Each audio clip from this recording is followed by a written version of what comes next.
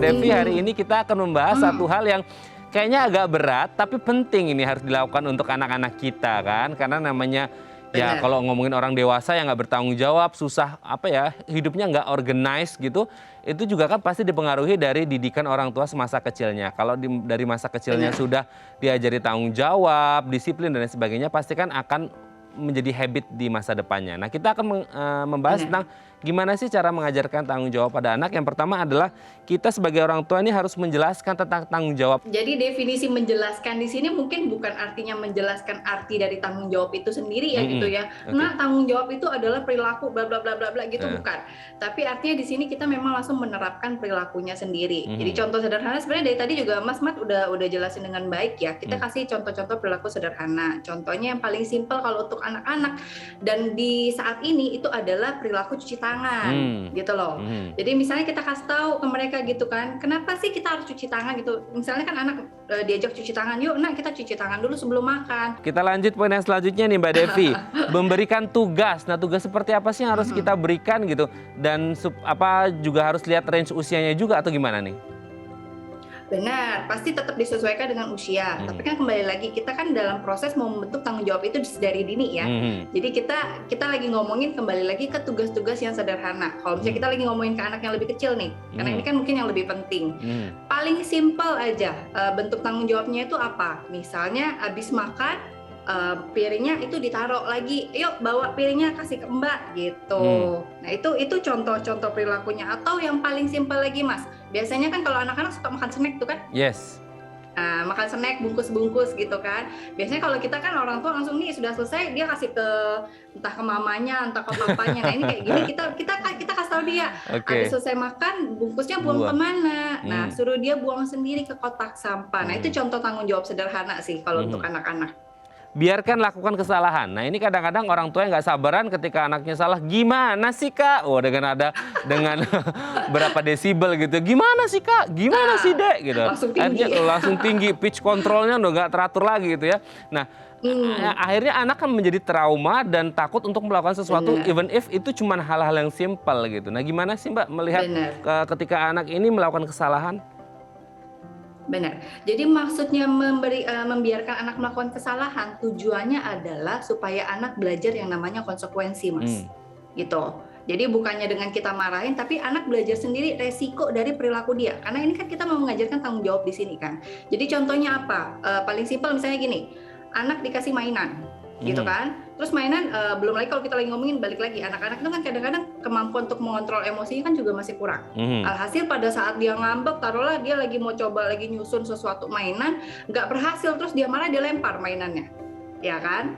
Nah orang tua kadang-kadang jangan dilempar nanti rusak. Atau ada juga yang mungkin kesel, gimana sih itu kan mainan mahal kok kamu lempar-lempar. Nah macam-macam lah respon orang tua. Tapi di sini adalah kembali lagi kita membiarkan anak itu belajar dari konsekuensinya. Bukan artinya membiarkan dia melempar juga ya. Tapi tujuannya adalah supaya dia tahu setelah dia melempar terus kan mainannya dia rusak.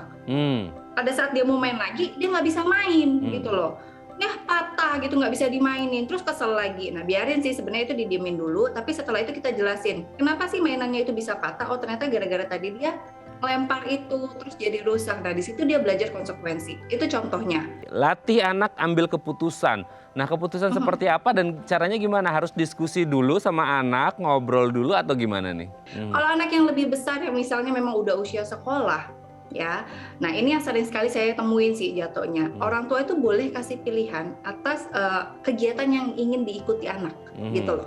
Jadi kalau misalnya dia sama-sama dia pengen dancing, dia pengen nari, dia juga pengen nyanyi, tapi waktunya nggak bisa nih dua-duanya diikutin gitu. Jadi cuma bisa pilih salah satu. Jadi anak diminta untuk ayo mau yang mana nih? Diajak komunikasi, dikasih tahu masing-masingnya. Misalnya kalau nari nanti kamu akan begini-begini, kalau misalnya nyanyi kamu akan begini-begini gitu. Dijelasin supaya anak juga bisa belajar untuk melatih untuk berpikir sebelum mengambil keputusan.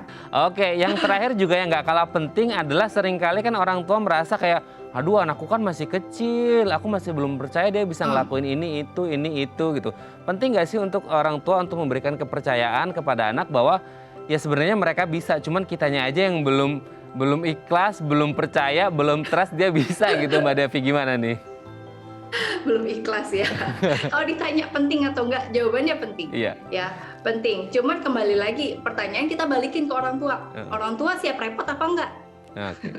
Karena pada saat mau kasih tanggung jawab ke anak-anak, artinya orang tua harus siap meluangkan waktu dan energi lebih, pastinya. Cuman ingat, dampak positifnya adalah anak jadi lebih bertanggung jawab dan lebih mandiri, gitu. Contoh perilakunya apa nih Mas? Kita kasih kepercayaan ke mereka. Paling gampang dan yang paling mulai anak suka lakukan itu apa? Yang paling sederhana. Anak mau mulai belajar apa? Makan sendiri. Yes.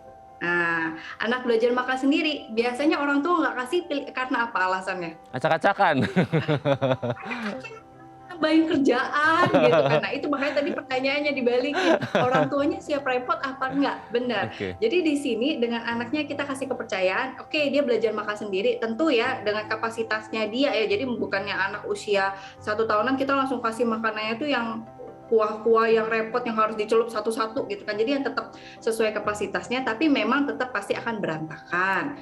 Nah, cuman di situ setelah mereka makan dan setelah itu berantakan, kita ajak mereka untuk sama-sama merapikan. Gitu. Jadi tanggung jawabnya kan tetap ada, walaupun memang repot. Iya, mau dia ngerapiin tetap ujung-ujungnya juga saya sih yang ngerapiin ya. Tapi ya anak dilibatin, iya tetap anak dilibatin. Jadi anak tahu tuh, nanti kan makannya berarti harus lebih hati-hati. Yang berikutnya makannya lebih hati-hati. Good job, udah bisa tadi makan sendiri. Yang berikutnya coba lebih hati-hati lagi ya. Nah seperti itu, anak pun akan lebih pede. Baik, terima kasih Mbak Devi Delia, MPSC Psikolog, psikolog dari Rumah Sakit Caritas Palembang sudah berbagi. Ini informasi yang sangat baik dan harus disebarkan kepada seluruh orang tua. Terima kasih Mbak Devi, selamat pagi dan sehat terus untuk keluarga di rumah.